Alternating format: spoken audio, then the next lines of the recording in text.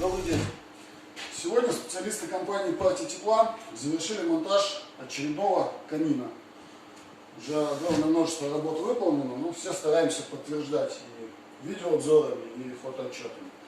В данном случае использована каминная топка фирмы «Эко-камин», это отечественный производитель. Модель топки Альфа 800 с черным шамотом. Ну, я обычно считаю, что черный шамот предпочтительный, потому что в нем меньше видны следы нагара, то есть кляксами на белом шамоте появляется вот эта копоть, поэтому черный в этом вопросе более удачный вариант.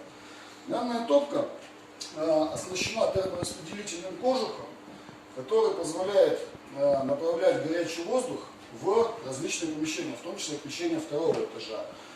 В данном случае у нас горячий воздух выводится как из камина на первом этаже, так и система задвижек будет регулировать подачу горячего воздуха на второй этаж.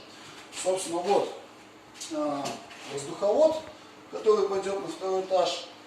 Наши специалисты приезжали сюда еще на момент, когда только возводился каркас дома, и проложили в перекрытии вдоль стропильных балок утепленный воздуховод. И только потом уже приехали монтировать камин. То есть самое правильное, конечно, это все рассчитывать на этапе планировки еще дома.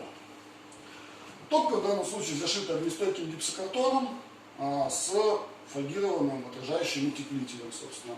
Вот он, его видно. В эти отверстия при отделке будут устанавливаться решетки. Ну, до отделки пока еще далеко, тут и полов как бы нету.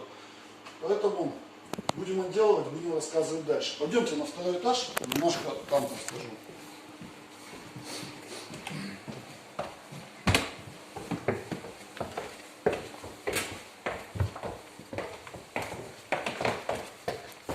Пока тут все в стройке, все не очень чисто, ну, как могли бы старались.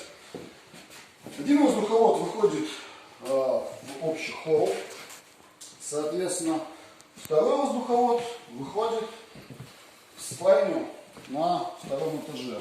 Вот он, собственно.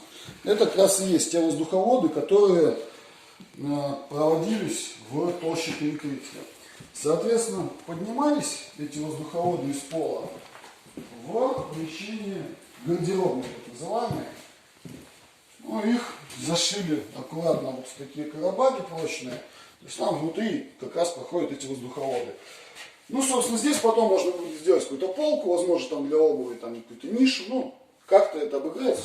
Гардеробная, достаточно удобно.